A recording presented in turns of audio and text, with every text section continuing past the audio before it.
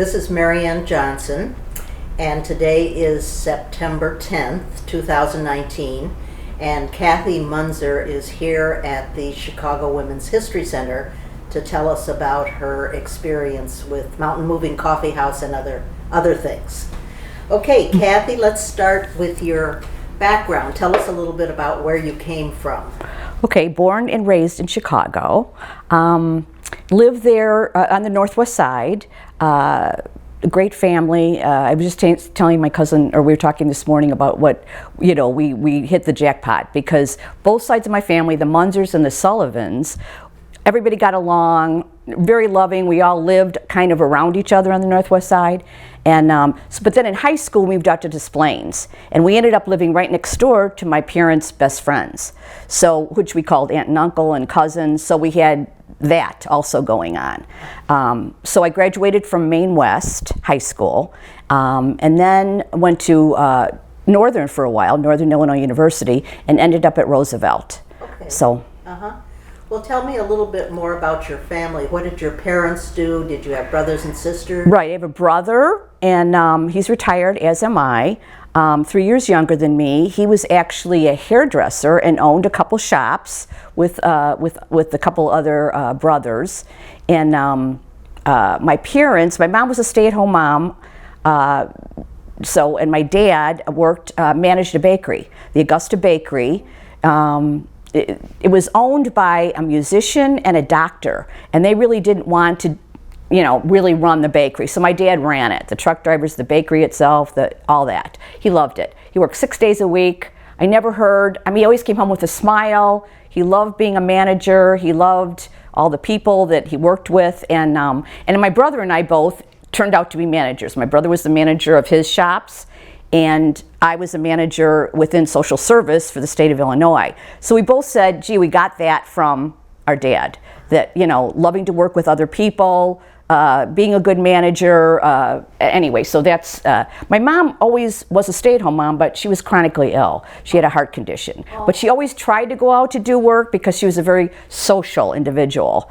But anyway, they were both great parents, and again, I have great cousins. All my cousins are like my brothers and sisters. My aunts and uncles were terrific. My mom had 4 brothers, that's the Irish side, and my dad had 2 sisters, and his father was Jewish. We were raised Irish Catholic. His mother was also Irish Catholic, but there is a Jewish side that I'm really proud of too. But like I said, they couldn't have been nicer, kinder, more supportive, loving. Like I said, I hit the jackpot with my family. Where did you go to elementary school? Went to elementary school at Commodore John Berry School. And it was, we could walk. It was only a couple blocks away. It was on Kilbourne and Diversey. Yeah, Diversey or Belmont, let me think. Diversey. We walked to school, and all my friends lived in the neighborhood, and my mom had gone to that school, and my uncles, because we lived in the same house. My mom was actually from New York. My mom's parents, my grandparents were from New York, and they came here when she was 5. And so they bought a house, 3025 North Kilbourne, and so they grew up there.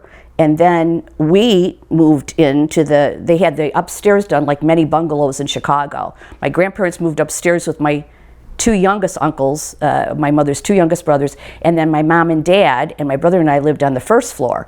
Eventually, my Uncle Gene, the youngest uncle, anyway, he and his family lived there also. So we have a very affectionate, we always call it, now it was sold about 10 or 11 years ago, but we always called it 3025. It was always the kind of house where everybody was welcome. My parents' generation, they always had parties in the basement. They had their reception in the basement of 3025, their wedding reception.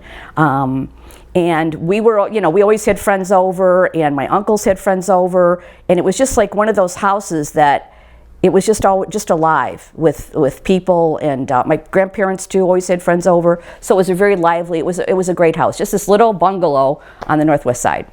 Wonderful. Yeah. Were your parents involved with social issues at all when you were growing up? You know what? Well, you know what? I just remember, now this is weird because I was probably really young, but I remember my mother ironing and the McCarthy hearings were on, and she was really upset about it. And and I remember my mother being for Kennedy and my dad being for Nixon. And it's funny, like my Uncle Gene, her youngest brother, he was really kind of mentored me, and he went to Notre Dame. He was the only one that went to college. He was the youngest one, went to college, and you know, I remember the first president I remember was Eisenhower versus Stevenson, and everybody was like, I like Ike. My uncle was like, no, we're for Stevenson, and told me why. So he kind of, and he brought home an African-American guy from, he was in the Korean War, to stay at our house and stuff. And at the time, I don't know that I knew he was African-American, but that just to show you, this is back in the 50s. You know, he was a very progressive. He ended up being coaching at Loyola and also being an athletic director at DePaul, and was all for women's programs. And you know, anyway, he was just like way ahead of his time. And I just felt lucky he really encouraged me in my activism. And again, my mom, I could tell, was a very liberal. Now when I look back, my dad was more, we'd have fights about Nixon and the Vietnam War and all that kind of stuff. But I wonder now, I don't think any of my family would have been Republicans at the time. And I remember, though, this is weird. So when Kennedy and Nixon ran at Berry School, my art and geography teacher, her husband was an alderman. And she had us come up to the desk and pull a lever for either Nixon or Kennedy. Now, my uncle on my dad's side, one of his sister's husbands was a Republican and worked in the party or whatever. Well, I came up and I pulled the Kennedy lever. Well, afterwards, she called me up to her desk and said, "How could you? Your Uncle Dan, you know, works for the Republican Party." Wait, and also, so she couldn't give me bad grades in geography, but in art she gave me 2 F-minuses, which I still have those paintings, and they weren't bad. And my mother was so angry about it all that I had this one project, and my mom actually did the paintings from a book. She looked at the book and, you know, drew this like it was woods. And my Uncle Tom, one of her brothers that lived upstairs, he did this little clay vase, and she still, again, gave me, you know, bad grades and stuff. But isn't that Mrs. Bennett? So my little cousins are always, because I show them the paintings, they're like, "Oh no." Isn't that something? So that's how it was back then, even about politics. Right.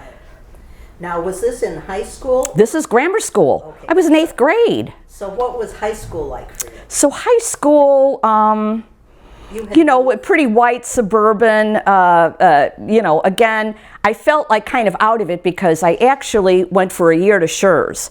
So then when we moved out to Des Plaines, you know, we had like half years in Chicago, they didn't in the suburbs. So my mom said, "Do you want to go ahead a year?" Which I could have. "Or do you want to stay with kids your own age and like repeat a half year?" I was like, "I want to stay with kids my own age." So so I chose to do that. So the half year was like so easy because it was the same thing. But anyway, immediately I was a little afraid because all these kids had gone to grammar school and junior high together, and they churched together, and they all knew each other. And I met a friend in gym class like the first day, and she was like, "Oh, you're new," and was just a really wonderful gal, and it all opened up for me, and I had all kinds of friends. And so throughout high school, I had all these a really great bunch of gal friends that we did stuff together and had a good time. And I'm trying to think, like the Vietnam War was going on, it was hard to even watch what was going on TV. The images I remember were just so awful. And the whole Nixon thing, I remember I said, I'm never going to say President Richard Nixon. I'm never going to call him president. I just, like, he will not be named like Voldemort, you know? So that was the thing. Again, then when I went to Northern, the same kind of thing, like a white, but then I did meet some African-American people and, you know, more Asian and Latino and stuff. And then of course going to Roosevelt, you know, all the civil rights stuff was going on and you know, women's stuff. And so I got a little involved then in some marches, anti-Vietnam marches and things like that. Mm-hmm. What year did you go to Northern? I'm trying to think. Probably, let's see, 65, 66, 67, maybe, and 68. And then I worked when I went to Roosevelt. So it took me, I'm trying to think, like 71 I might have Yeah, because I started working for the state in 72. Yeah, for the state in 72. So tell me about working for the State. So again, I was kind of like the generation of how can I help and helping others. And so right away, I think at first I thought, oh, well, maybe being a nurse. I did volunteer work at a hospital, like a candy striper and stuff, and I thought, but then I didn't like science that much in college. So I thought, you know what, I want to be a social worker. Now at the time, there was no social work. So I had like a double major of English because I like to read, and sociology. So that's what I did. So I ended up I graduated, and then I got a job with the state as a caseworker. And I worked on the west side and remained there, and that was great. Really great atmosphere, great people to work with, great people to work for. I actually had a 39-year career, so I worked all different sorts of jobs within the state. But I started out as a caseworker, working on the west side, going up to high rises and just being in the neighborhood. That's the time it was. You felt safe. You'd call ahead, I'm coming out, people would look out for you.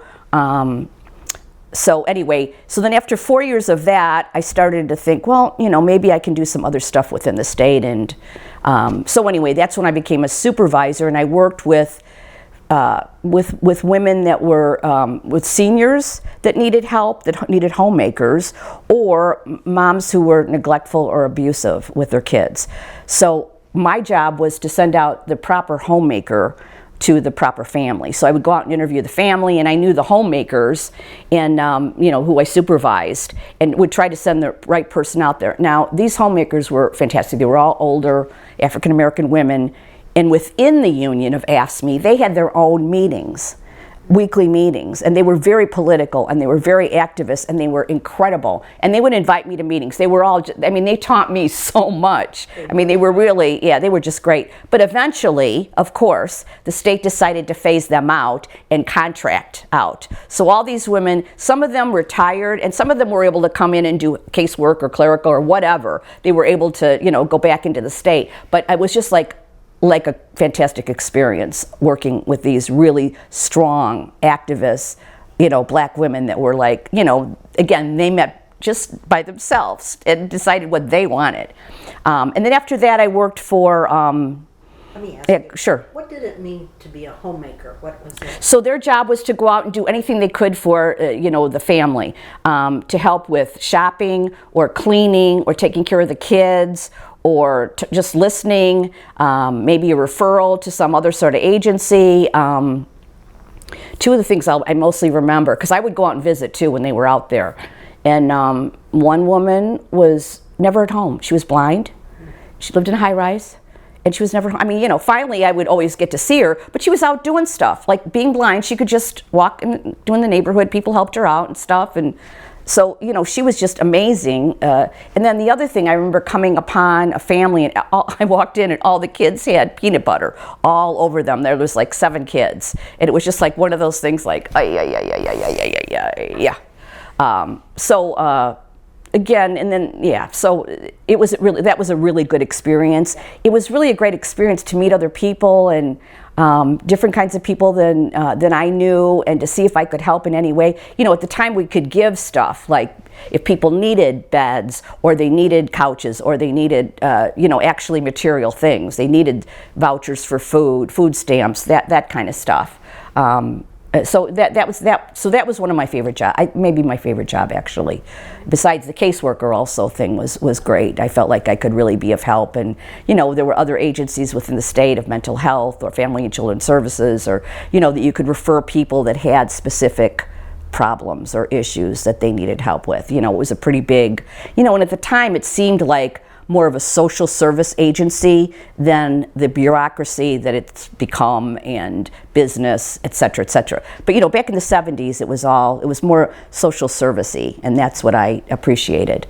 And then after that? So then after that, I worked let's see, helping people find jobs. It was that the employment division within the state, and that was good too. We had all kinds of contacts with all private and public agencies, and it was a time, it was in the 80s, the early 80s, where we were able to find people jobs, get them into GED programs, that sort of thing. So I did that for a number of years, and then I ended up working with a division that worked with child support.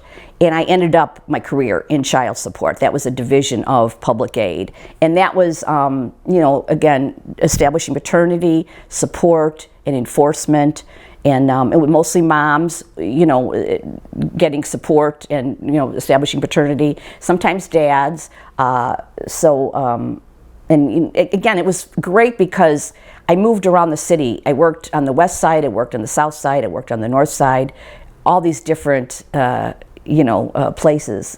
So I really, growing up on the northwest side of Chicago and then Des Plaines, I really got to see. So I love to just drive around. Like if, you say, well, go here. All right. So instead of taking 90 or 94, I like to drive through neighborhoods to see neighborhoods and get a feel for the neighborhoods. Yeah. So, I mean, I love Chicago.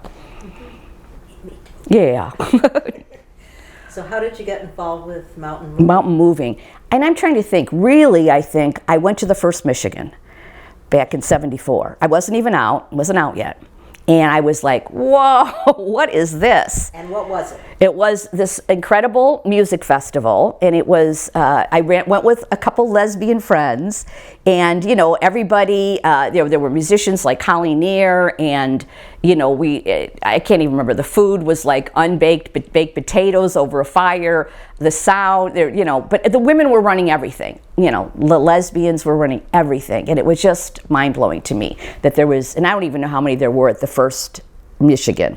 But I came away from that going, Well, then I worked at this one office, and I wore, in the days you could wear bell-bottoms and, T-shirts and stuff. And I wore my that first Michigan T-shirt. And so a friend, Faye Robinson, came up to me and said, oh, you went to Michigan, and assumed, of course, I was a lesbian. Well, I wasn't yet. So it was so funny, we would have there was like breaks at 3:00, and we would meet in the conference room and talk about lesbians and straight women and, why we couldn't be really good friends because I wasn't a lesbian. And she really helped me come out, in other words, with all this talk and stuff. And I remember going to her house and listening to an Alex Dobkin album and a Kay Gardner album. So anyway, I eventually came out in '78, and I belonged to, during that time, I'm trying to think when, but the early '70s, with a group called Wages for Housework. And it was an international, so multicultural, group of women that believed that women should be paid for the work they do at home. And it was started by a woman in Italy and one in England and an African-American woman who lived in New York City. And so it was Wages for Housework. It was a whole big group, but there was a lesbian group, Wages Do, and then a women of color group also. And they would meet separately than the regular group for empowerment. And that's why I've always gotten like, well, it's okay to meet separately. It's good to empower and to, talk over things. So I realized that I loved that. I remember we went to the Houston Women's Rights Convention, and we all stood up and marched as lesbians, even though some of us weren't. We did. We walked with our lesbian sisters, and I was like, So when I was reading more feminist stuff, and I'm like, you know what? And then I met somebody, and that did it. She was actually from England, and she knew of the Wages for Housework group. So anyway, so I was with Wages for Housework, and then I started to go to the coffee house and just thought, wow, this is incredible. What an incredible place. And it reminded me of Michigan. And so I thought, you know what? So eventually I thought, this is a great community of women, and I want to also do something to help out. And so I think I started in '81, and I eventually became a producer, and worked there for 24 years. 24 of the 31 years at the coffee house, from '74 to 2005. That's what the coffee house. What was going on at the coffee house in '81? What was happening there? In '81. When you first went? When I first went, there was plays, it was a lot of music, a lot of performers that would perform at Michigan, would come to the coffee house, or women linguists and writers like Sarah Hoagland, Julia Penelope, Mary Daly, like the cream of the crop. And then I ended up working at Michigan for 4 years at the acoustic stage, and Toni Armstrong, who also worked at the coffee house, produced, women's resource directory and all kinds of different stuff. She also worked at Michigan. I also worked at another festival. Anyway, we got to know a lot of the performers that were at Michigan and all the other festivals. And so instead of having local talent, which is what in '81 we had more like Ginny Clemens and I'm trying to think who else. Artemis, who was still going, our women's lesbian chorus. We started reaching out to these other performers, and there was a real network of performers that would move from city to city to city. So if they were going to be in Chicago, next they'd go to Madison or Milwaukee, or they'd go to Iowa City, or they'd go wherever. So you tried to, and there were producers that were producing, some of the performers, and so you would interact with them, and that you would book them. Now the coffee house had we were all volunteers, so we made money off women coming in at the door, and I looked. $2 to $4 were back in the early '70s. And it was always, our three things were women only, suggested donation, more if you can, less if you can't, and alcohol and drug free. So those were the three things. So again, anybody could come in for no money, or if you wanted to give a little more, we'd have a suggested donation of $2 to $4. When I was there, I think it was more like $10. We ended up with $20. But again, women would come in for free, no judgment, just like welcome, whatever, come on in. So, and we sold coffee and sometimes baked goods and stuff like that, and tea. We had that kind of stuff. So any profit we made, from the kitchen went to us, but from the door, we gave mostly 65 or 70% of that door money to the performer. And then they were all housed in our houses. I have a house too, so I housed a lot of the performers for free. And the only thing we would give the performer were that 65 or 70%, and then we also a meal before or after the performance. And but they were, traveled mostly, most women traveled by car then. So we couldn't give them money for transportation and we had women from all over the world, the Top Twins from New Zealand, Farron from Canada. It was really an international network of women performers.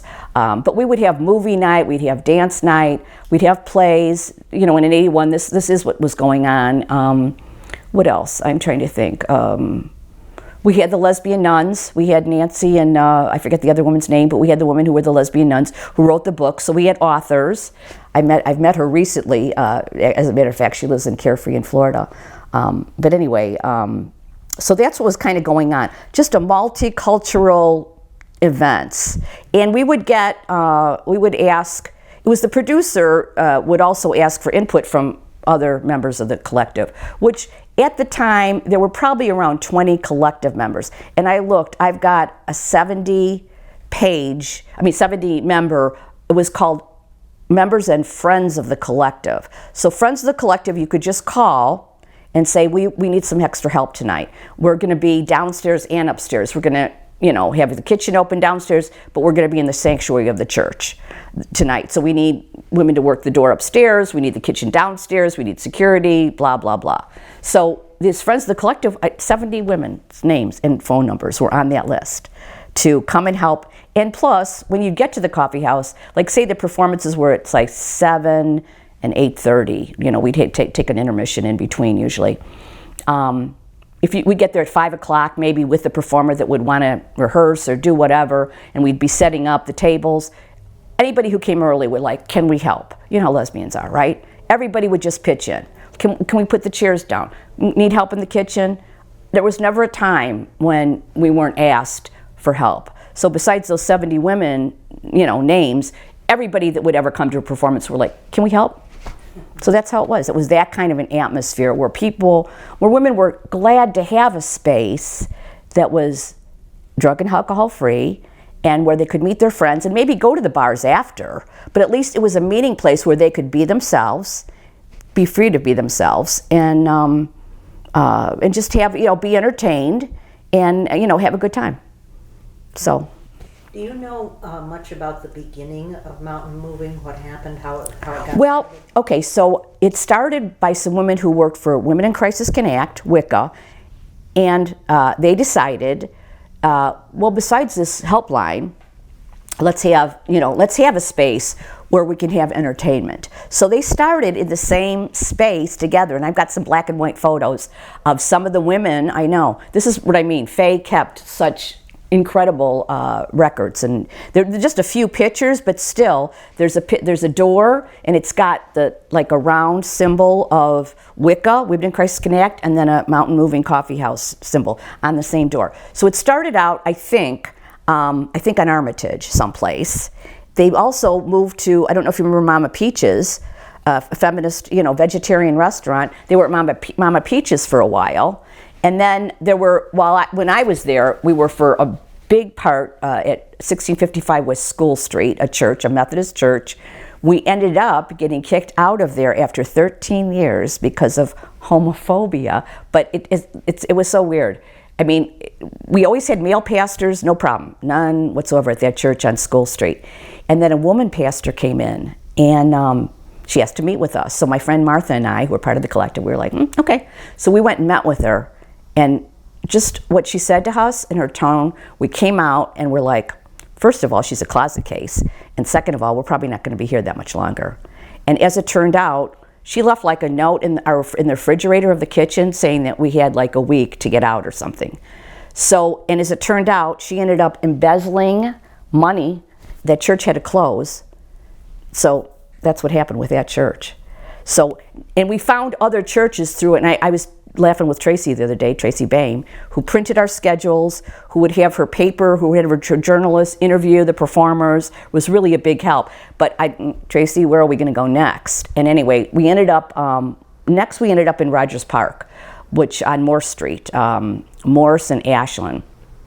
And that was, I would say, probably the most community-based church. They had all kinds of stuff going on. They had all kinds of meetings there, groups, AA groups, et cetera, et cetera. So they were probably the most welcoming church.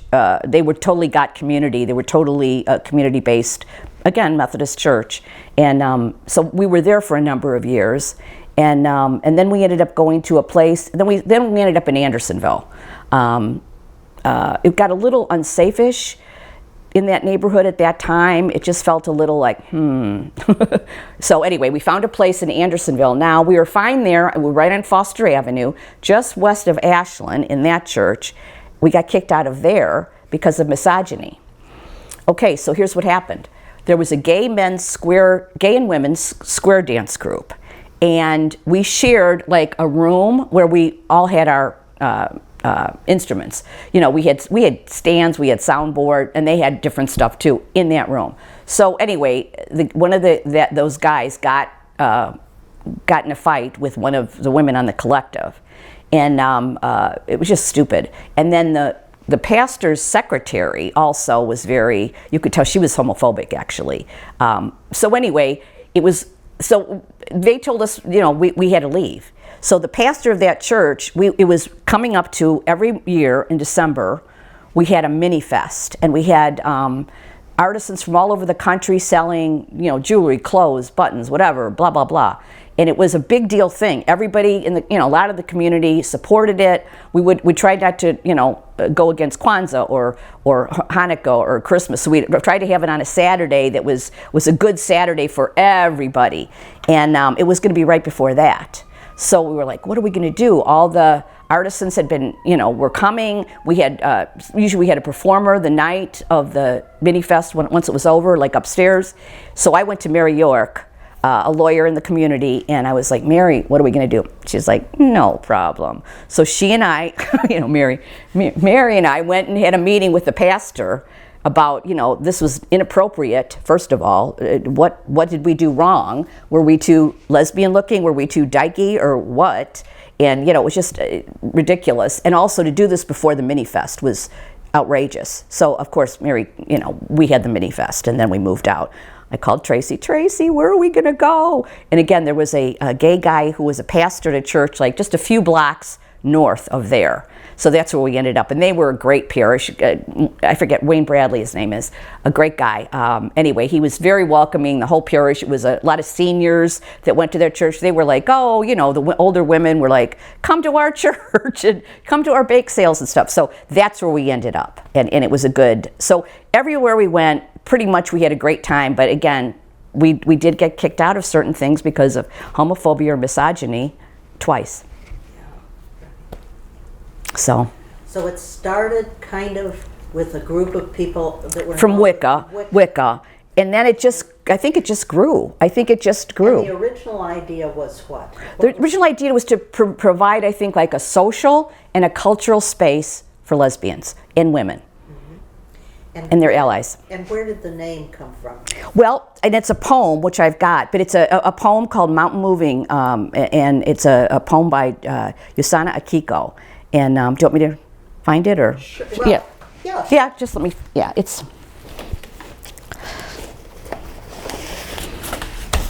And actually, Chicago Women's Graphic did a poster. Let me see, where is it here? Here it is. Okay, so here it is. Let's see.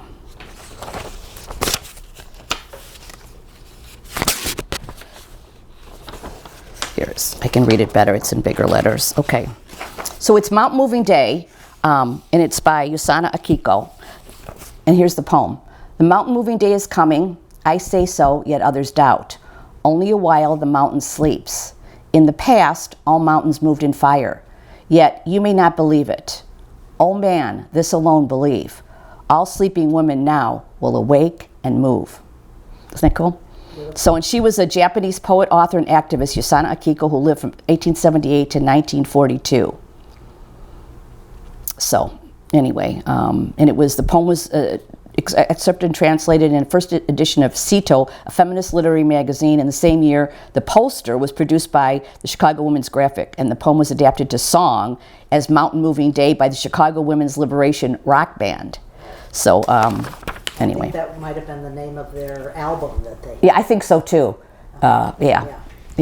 So anyway, that's where the name came from. And I think it just, so again, and it always was the same. I mean, that's what I think, that's why we stayed in business or stayed around for so long. Because, we held to the principles of women only, suggested donation, and chem and alcohol free. And I think the community, it was so community based. I mean, we mailed out the flyers ourselves. We did mailings once a month, and we would ask women to help us. And women were welcome to come to our meetings once a month. And it wasn't a consensus, it was a majority rule sort of thing. But, the community felt very much a part of the collective. There was a collective who was like, okay, I'll come to a meeting once a month. I'll show up on Saturday nights. It was every Saturday night forever until probably the last couple of years. It was like one Saturday a month. So that's, so it was, every Saturday, can you imagine? To be committed, yeah, right? I can't even now either. Were you there every Saturday night? Pretty much, pretty much. I felt like it was my contribution to the community, and it was my way of being in the world as a lesbian. I went to Michigan every year. I worked at Michigan. I worked at another festival too, and I worked at Mount Moving, and that was my lesbian activism, was the coffee house. And again, I had this straight job, working for the state, and I felt like I was doing good stuff here, but I really I felt, to give back to the lesbian community and to be a part of it. And it was just a really exciting time to be doing that too. There was bookstores, concerts, women's press. So much was conferences, so much was going on. It was just a really exciting time. So when you went in the 80s, did you get involved with the collective right away? I think pretty much right away. I felt like, okay, this is something I'd like to do. How many people were on the collective? I think probably anywhere at a time from 10 to 20. mostly more upwards of 20 that said, I'm going to come to meetings, I'm going to be on Saturday nights and all that. And then, like I said, there were about 70 women in the Chicagoland community that were like, call me when you need me for anything. Right. Yeah. So. And how did the collective make decisions? Oh boy, laboriously. Like I've got one of the t-shirts, I'm going to show you the t-shirts just for the heck of it. And why I was against this, I have no idea. Again, okay, so here's one of the t-shirts. And okay, so now on the back, what does it say? Since this says 75, it was really 74, but women only, suggested donation, chem-free, without apology. Now, I didn't like the without apology, and we took, all day, those of us that want, I don't know why I didn't want without apology, but anyway, we went with, the majority said, no, we're going to put that on the t-shirt. So that's what we did. So when I look back, and that's why I'm so glad, here's the other t-shirt that we had mugs too and stuff, but again, we would hash over stuff and I guess you'd call process stuff. It would take maybe hours to talk about stuff because everybody, we never defined ourselves as a lesbian collective or a lesbian feminist collective, but we were, but we wanted all women to feel comfortable, and I think they did. Some children would come, children were welcome, but it was more or less a women-based thing, but some women did bring their kids and stuff. Mm-hmm. But yeah, so the meetings would be, the once-a-month meetings, depending on stuff like this stupid stuff, like why didn't I want no apologies? I don't know, but I did it. And we didn't even have to argue about this. Alana Dykewoman came once, and we were selling diet pop, and she said that's anti-fat politics. So I know. So guess what? We brought it up. Everybody was like, yep, she's right. So we never had diet pop after that. That was it. So see, stuff like that we could agree on. So stuff that like Alana Dykewoman said, anti-fat politics, are you kidding me? No. So that's what I mean. And I'm trying to think. I mean, we were very serious, very earnest about the coffee house. I mean, we had a good time and it was a lot of fun, but we also just felt like we needed to do our best for the community. We needed to bring entertainment to them and information and education in a way. Like I said, we had panels about different things, anti-racist stuff, and we, being on the north side, because we started out, I think, in like Lincoln Park, Lakeview, Rogers Park, and then ending up in Andersonville. We really wanted to reach out to more women of color since we were always on the north side. And so we made a concerted effort to ask women of color performers, but what really helped us was Jackie Anderson came on the collective and she produced. And so she made it possible really for us to really have a gigantic, a lot more women of color would come to the coffee house. So that was great. And of course we celebrated Black History Month in February. We'd always have Black History stuff. And there was a women of color group. They called themselves Women on the Couch, but they were hysterical. I don't know if you remember that. But anyway, they did skits. It was Vernita Gray, Mona Noriega, Diane Gomez. Anyway, they were just fantastic. Lola Lei Jong. And so they would perform. We had Cece Carter. Karen Williams was a frequent, guest at the coffee house, a performer. I'm trying to think, Faith Nolan. But anyway, Jackie really upped our ante as far as being able to attract more women of color to come all the way from, if they live south or west side, to the coffee house, and then and again attract more women of color performers too, through Jackie and through also our working at Michigan, getting to know performers, and so Mount Woolley was just like a stop.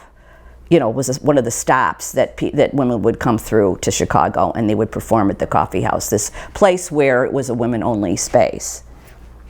Tell me more about Lesbians on the Couch. Yeah, Lesbians on the Couch, yeah. They were just, they were so talented and so creative. They were all poets, and they just would get together, and they formed this group, and it would, again, WOC usually means women of color, and it was like a play on a word, and they actually brought like a little futon couch.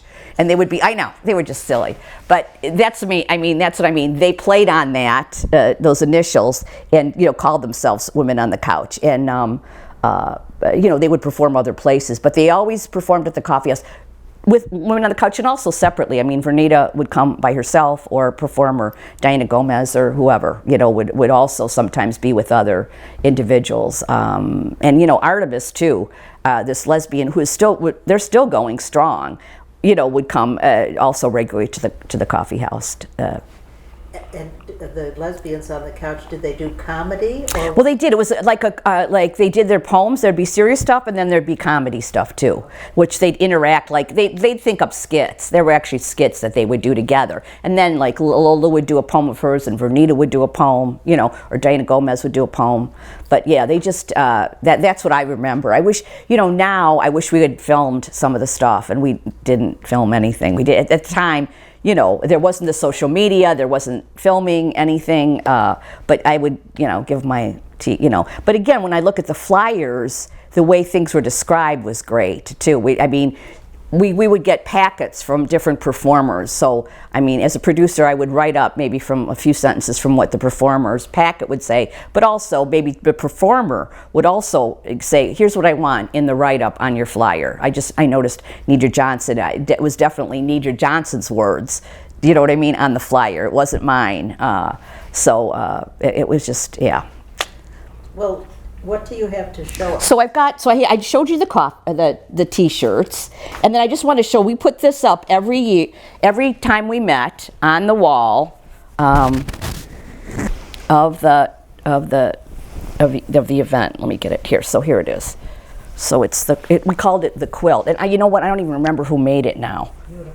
Yeah, isn't it beautiful? It might have been Jean Durkin. Next time I talk to Jean, I'm going to ask her if she remembers or if she actually did it. So this was, you know, one of the first things we do when we got to the coffee house, setting up before the performance, this was one of it, putting it out. It's got like little things so we could, you know, we could attach it and stuff. So that was our big deal thing, was to put the quilt up. Do you think that we could put that in the exhibit at Gerber Hart?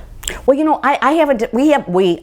we haven't decided where stuff's going to go, but yeah, maybe. I mean, Gerber Hart's definitely one of the places that I've definitely been thinking about. I was with Sarah Hogan last night. We were talking about. She's like, where am I going to put my stuff? Sure. Right? But yeah, no, because I've actually got other stuff, but not much. More flyers and stuff like that. But that's. I'm thinking of. See, they're having an exhibit. Oh, they're having. Oh. They're having an exhibit that's opening on October 12th on lesbian feminism. Oh. That's what's motivated me to talk to you. I see. Okay, gotcha. Although I wanted to. Yeah. But I'm thinking. Yeah, we could loan this. We could loan. Absolutely. Yeah, no, absolutely. And then, you know, like I said, we did our own flyers. I mean, Tracy would have them printed up, and then we would mail them. We had a mailing list of like 1,400 at one time. And here's our stamp. Our stamp that we would stamp, the return address. And then we had labels that we would send out to people. So that's one of our stamps. And then, let's see. And then we eventually had like staff buttons too. Staff buttons. It's got the logo with, and it says staff on it. We had those and stuff. Yeah.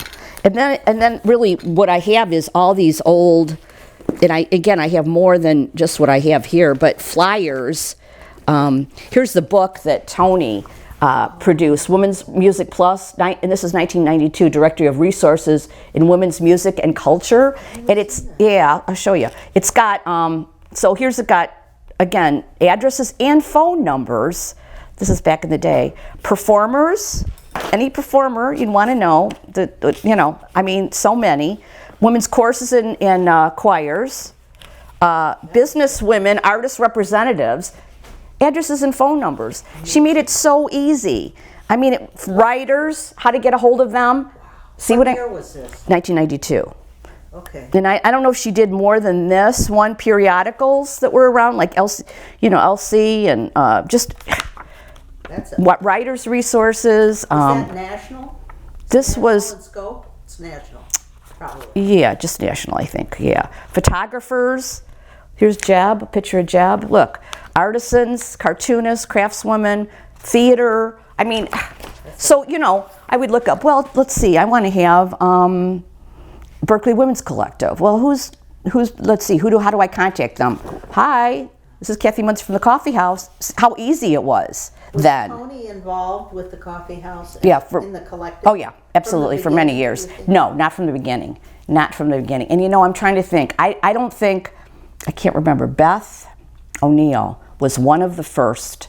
I've talked to her, not for a long time, but she was one of the initial women. And I really don't know who else exactly was part of that. I had read recently Nancy Katz was. That could be. Yeah. That could be. Those two names. Yeah, Nancy. Yeah, I wonder. But I want to talk to Nancy. Yeah, Nancy, and see if she, you know, I'm sure she came and stuff. But, yeah, just so easy. I mean, and you could just call people and it's like, you know, arrange stuff. Yeah, and they would do it. They were like, oh, yeah, when, you know. Ay. And we tried to do calendars. You know, we had a monthly flyer that went out, a monthly flyer. But, we tried to book in advance, like, you know. I mean, I would try to do like months in advance, you know, and call women and say, you know, can you do it in December, November, da-da-da-da-da, what day is good for you in this month, you know. Like I said, it was a network, and it was you know, women just came through. So we had Alex Dobkin every July because she was on her way to Michigan. So she would always perform at the Coffee House in July. We were always closed in August because of Michigan. Not all, but most of us went to Michigan. So we closed. And a lot of lesbians went to Michigan. Yeah. So we were like, why be open? We're not, you know. Yeah. Isn't that something? We closed the whole month of Michigan. Yeah, of August, I mean. Yeah. So one of the things of the Coffee House was that it was for women only. Right, exactly. And did that become a problem at any point? You know, not the problem it would be now, that's for sure. We had some gay men and some trans women that were interested in coming to the Coffee House. But, you know, back in the day, it didn't get to be the issue that it is now. You know, I'm saying back in the day, okay, so we were open 74 to 2005. Back in the day, we respected, it seemed like we had a respect for each other's boundaries. You know, like there was Amigas Latinas, there was Zuli Jaban, I think it was called, an Asian group. There was Chicago Black Gay and Lesbians. There was a feeling that it was okay to meet separately. That, you know, we would get together for things, but it was okay to meet separately for empowerment, for safety, for like girlhood, having your girlhood experiences. It never got to be the big problem that it would be today, like what happened with Michigan. That, you know, the trans women were like, no, we need to come, we're women, all that. We didn't really have that during that time. I just remember there was a gay guy that was on Tracy's staff, and we were like, you know, but he understood it, and again, I remember a couple transgender women too, that were, you know, wanted to come to the Coffee House, but it wasn't a big deal then. I think in Chicago anyway, we had a way of respecting each other's spaces and boundaries because of all these other groups that were also like Amigas Latinas. I wouldn't dare think I would be welcome at Amigas Latinas not being a Latina woman, right? Or Zuli Jaban not being an Asian person, or going to Chicago Black Gays and Lesbians. So we tried to work with different organizations. Like there was the Lesbian Community Cancer Project, dance, the cruise every year. So we would send a representative to that, and there would be other groups that would be part of that dance or whatever, and we would work with these other groups. So we worked with other groups on different projects. And that was good. And I just think there's a time to everybody to be together, the LGBTQ population, and a time for us to meet separately. That they're just for empowerment, for safety, for being able to be your own self. And I just think there's a time. That was a wages for housework thing. Like I said, that's kind of how I was raised in feminism. Like the women of color met separately, the lesbians met separately to be in power because they had the least power. So then did it eventually, later on, did it become an issue? No, you know what the reason we closed was the lack of attendance. Also though, younger women did want there to be not just women born women only. They were brought up being with their gay brothers or their trans sisters or whatever, and they felt like the coffee house was not some place that they. Plus, there were so many alternatives by 2005. Just so many alternatives for lesbians to go to, and we couldn't. The last couple of years, some of us were giving money so that we could keep going, and then it was like, you know what? I think it's time. It's time. It's not. Women just had other things to do. There were just other alternatives. So that's kind of why it was. It's not that anything became a big issue other than like really attendance, and it just wasn't the right time anymore. I mean, back when we started, obviously women were craving spaces, right? And by 2005, there were just other things to do. Yeah. Did you have other things you wanted to share? Did you say an outline? You know what? Let me just look and see if there's anything. I know I've been going on and on and on and on and on and on. We were the oldest running women's coffee house in the country at the, and it started with Wicca, but the call-in helpline being a safe space for women in abusive relationships. So that's how, it was like to keep men out, really, to keep abusive husbands or boyfriends out, to have this women-only space. I think that was the initial thing. They got a lot of domestic abuse calls back in the day. So that was one of their, I think that was one of their ideas. Right. Let's see if there's anything else here. I might have just gone through the whole thingy here. I don't know if I mentioned we had great comedians also. Besides, we had Fun Home Alison Bechdel come to the coffee house too. I mean, really, we were able to have so many. No, I think that's it. That's all I think that's it. When you had the forums and discussions, were those on Saturday night or was that another night? No, it was always Saturday night. I don't think there was any time ever, although maybe, I'm trying to think. It was always a Saturday night thing. There might have been one occasion if we had a Friday night for something like a dance or something, but mostly it was every Saturday night. And again, it seemed like it was back in the day, it was 7:30, and then like say 8:45, and then as we aged, we were like, oh, that's too late. I think Tony came up with it, like, oh no. So I think we started early at like 7, because we'd have to get there like an hour or two before. So it was like 7 and like 8:30, and then we'd be over by 10. That's the thing, we'd be over by 10. So if you had anything else to do, but we had tables set up, so women could talk and. Besides the performance, it was just like a hangout space, someplace that you could come, like a coffee house, and just talk and meet your friends there. Yeah. So you were there for 29 years. 24. Oh, 24. 24 of the 31 years. The 31 years. Yeah. And how did it change over that time? I guess we got maybe a little bit more diverse. For sure, more women of color came. It was much more multicultural, so that was great. I mean, that was probably the best part of going through the years, was that it became way more diverse. It wasn't just these white women on the north side having this event. It was women of color would come from all over, and we had suburban women, and we had women who would hear about us that were visiting friends that lived in the city, and then again from other countries. I housed women from Australia, New Zealand, just so it was really that's what happened. It went from just being a local Chicagoland performers to it really moved on to a global sort of events. And I think it seemed like we got more, we understood more as the time went on how precious this time was, how precious it was for us to be able to have this community.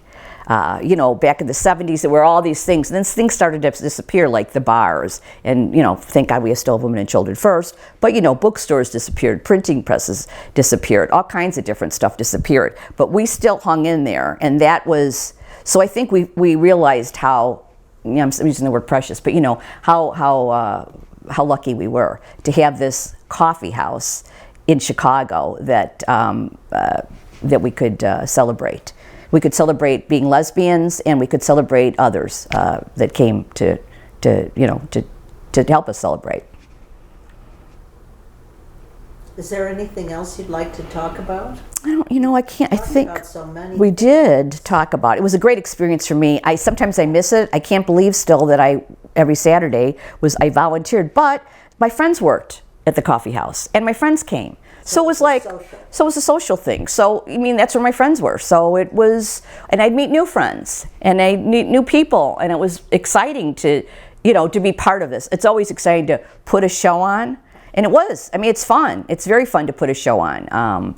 And so I really enjoyed that, and I think it also gave me more confidence. I was a manager in my other job, but to be a producer, to be able to reach out to everybody, to women all over the country or all over the world, it really gave me the confidence I think that I have that helped me in my life, just to be a more confident person and to realize how that it's good to celebrate differences, absolutely and positively. So I think that's it. Sounds good to me. Yeah, thanks.